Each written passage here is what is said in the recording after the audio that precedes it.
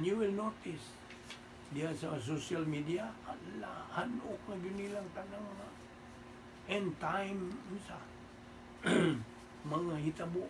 So many things are happening in this world. You notice that.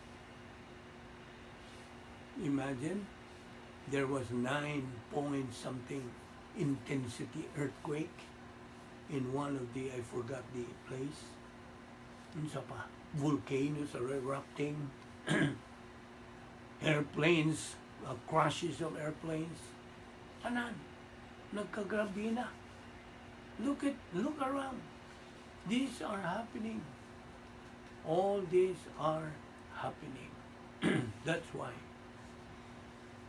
when somebody asks you as a believer what it means to be a Christian, if you are asked,